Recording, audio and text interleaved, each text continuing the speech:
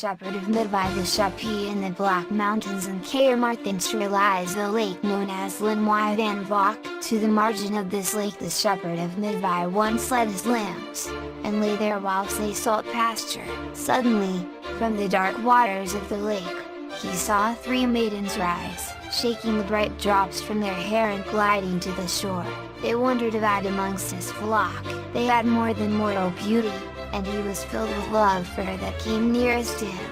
He offered her the bread he had with him, and she took it and tried it, but then sang to him, "Hard-baked is thy bread, 'tis not easy to catch me," and then ran off laughing to the lake.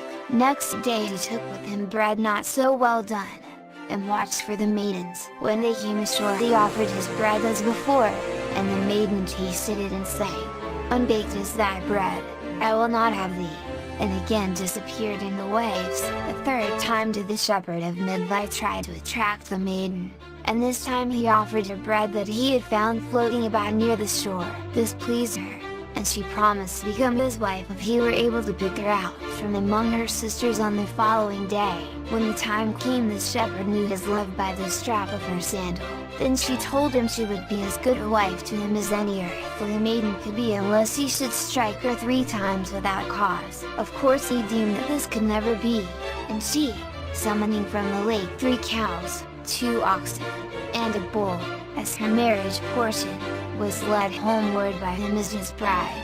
The years passed happily, and 3 children were born to the shepherd and the lake maiden. But one day they were going to a christening, and she said to her husband it was far to walk, so he told her to go for the horses. "I will," said she, "if you bring me my gloves which I've left in the house." But when he came back with the gloves, he found she had not gone for the horses, so he tapped her lightly on the shoulder with the gloves, and said, "Go, go, that's one," said she.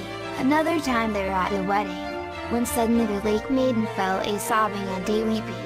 Amid the joy and mirth of all around her, her husband tapped her on the shoulder, and asked her, "Why do you weep?" "Because they are entering into trouble, and trouble is upon you, for that is the second causeless blow you have given me. Be careful, the third is the last." The husband was very careful never to strike her, but one day at a funeral she suddenly burst out into fits of laughter.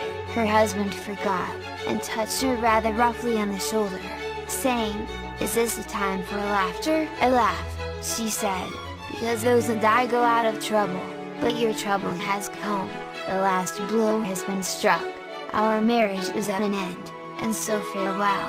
And with that she rose up and left the house and went to their home. Then she, looking round upon their home, called to the cattle she had brought with her, brindle cow, white speckled, spotty cow, bold freckled, old white face, and gray geringer, and the white bull from the king's coast, gray ox, and black calf.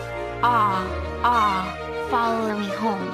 Now the black calf had just been slaughtered, and was hanging on the hook, but it got off the hook alive and well and followed her, and the oxen, though they were plowing, trailed the plow with them and did her bidding. So she fled to the lake again, they following her, and with them plunged into the dark waters, and to this day is the furthest scene which the plow left as it was dragged across the mountains to the tarn. Only once did she come again, when her sons were grown to manhood, and then she gave them gifts of healing by which they won the name of Myddvai, the physicians of Myddvai.